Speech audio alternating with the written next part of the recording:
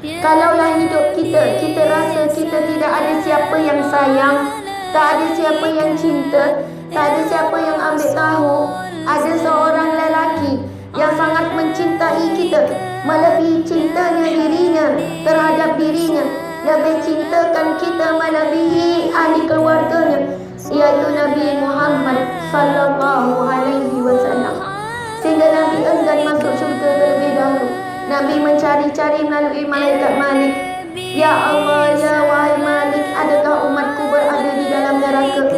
Sebab Nabi sebolehnya ingin menolong, ingin memastikan semua umatnya masuk ke dalam syurga Allah Subhanahu wa taala.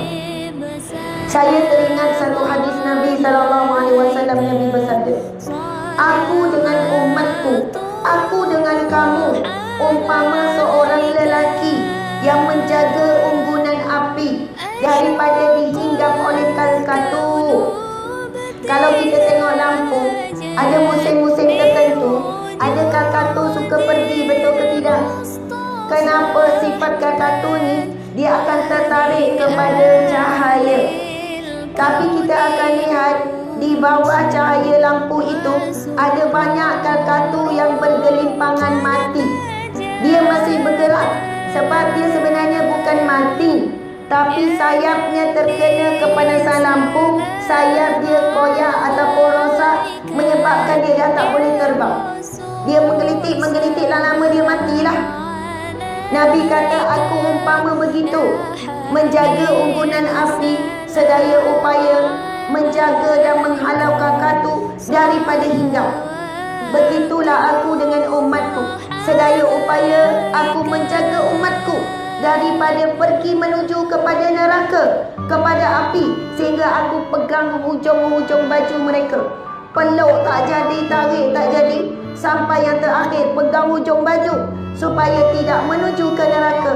Tetapi betapa ramainya umatku yang tetap menuju ke neraka Allah.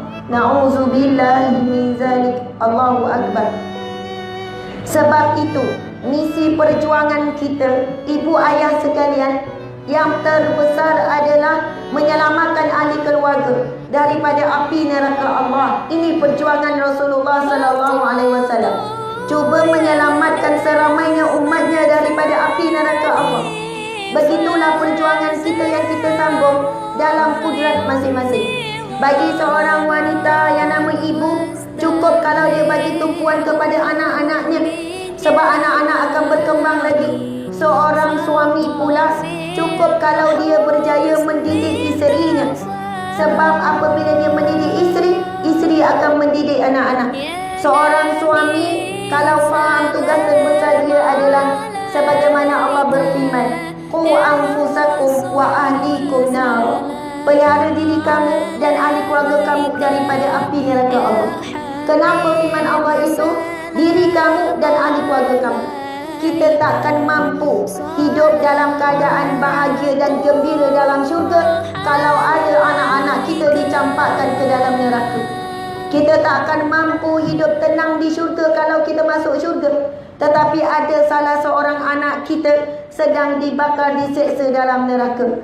Kerana itu kita sangat kuat berhajat untuk masuk syurga sekeluarga, supaya sama-sama menikmati syurga Allah, sama-sama selamat daripada api neraka Allah Subhanahu wa taala.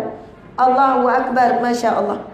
Seterusnya, Nabi Musa alaihi salam berkata kepada Allah, Ya Allah, aku membaca dalam kitab Taurat ini. Ada masalah apa? Tak ada apa.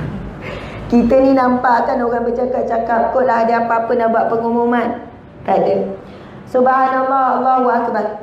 Lalu Nabi Musa berkata lagi, Ya Allah, aku membaca dalam kitab Taurat ini suatu umat yang membaca kitabnya dan mampu menghafaz kitabnya. Allahu Akbar.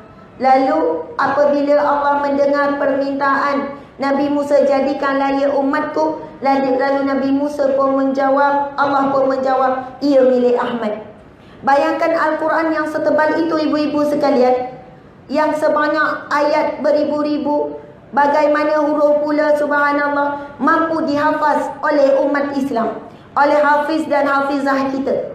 Tetapi kitab yang sebelum ini, sama ada Taurat, Zabur ataupun Injil, adalah kitab yang tidak mampu dihafaz.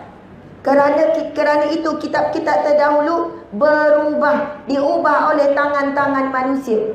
Tapi Al-Quran Allah jamin akan dijaga oleh Allah menerusi para hafiz-hafizah yang ada seluruh dunia ini. Tidak boleh diubah walaupun satu baris, walaupun satu huruf.